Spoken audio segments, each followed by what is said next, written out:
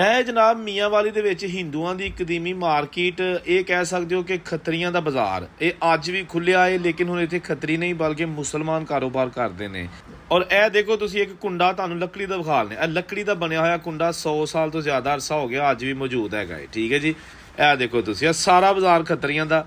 ਇਹਦੇ ਨਾਲ ਇਹਨੂੰ ਮੰਦਰ ਵਾਲੀ ਗਲੀ ਕਿਹਾ ਜਾਂਦਾ ਹੈ, ਕਿਉਂਕਿ ਇੱਥੇ ਜਿਹੜੇ ਹਿੰਦੂ ਸਨ ਬਹੁਤ ਜ਼ਿਆਦਾ ਰਈਸ ਔਰ ਤਾਜਰ ਸਨ, ਤਜਾਰਤ ਕਰਦੇ ਹੁੰਦੇ ਸਨ ਅਫਗਾਨਿਸਤਾਨ ਤੋਂ ਲੈ ਕੇ ਤੇ ਦਿੱਲੀ, ਅੰਮ੍ਰਿਤਸਰ, ਕਰਾਚੀ ਤੱਕ।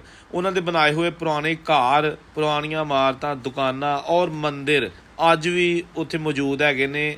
ਬਹੁਤ ਸਾਰੇ ਬਜ਼ੁਰਗਾਂ ਨੇ ਰਿਕੁਐਸਟ ਕੀਤੀ ਸੀ ਕਿ ਸਾਡੇ ਵੱਡਿਆਂ ਦਾ ਤਾਲੁਕ ਮੀਆਂਵਾਲੀ ਤੋਂ ਸੀ ਤੇ ਮੀਆਂਵਾਲੀ ਵਾਲਾ ਮੰਦਿਰ ਵਿਖਾਇਆ ਜਾਏ, ਉੱਥੋਂ ਦੇ ਗਲੀਆਂ ਬਾਜ਼ਾਰ ਵਿਖਾਲੇ ਜਾਣ। ਤੇ ਅੱਜ ਜਨਾਬ ਤੁਸੀਂ ਦੇਖੋ, ਇਹ ਪੁਰਾਣੀਆਂ ਇਮਾਰਤਾਂ ਮੈਂ ਇੱਥੋਂ ਲੱਭ ਕੇ ਤੁਹਾਨੂੰ ਦਿਖਾ ਰਿਹਾ। ਮੈਂ ਬਹੁਤ ਸਾਰੀਆਂ ਡਿਟੇਲ ਦੇ ਨਾਲ ਵੀਡੀਓ ਮੈਂ ਆਪਣੇ YouTube ਚੈਨਲ ਮੀਡੀਆ ਟਾਪ 'ਤੇ ਅਪਲੋਡ ਕੀਤੀਆਂ, ਤੁਸੀਂ ਉਹ ਵੇਖ ਸਕਦੇ ਹੋ। ਇਹ ਛੋਟੇ ਛੋਟੇ ਸ਼ਾਰਟਸ ਕਲਿੱਪਸ ਹੈਗੇ ਨੇ ਜਿਹੜੇ ਤੁਹਾਨੂੰ ਦਿਖਾਏ ਜਾ ਰਹੇ ਨੇ। ਇਹ ਗੁਰਦੁਆਰਾ ਸਾਹਿਬ ਦੀ ਵੀ ਵੀਡੀਓ ਬਣੀ ਹੋਈ ਹੈ।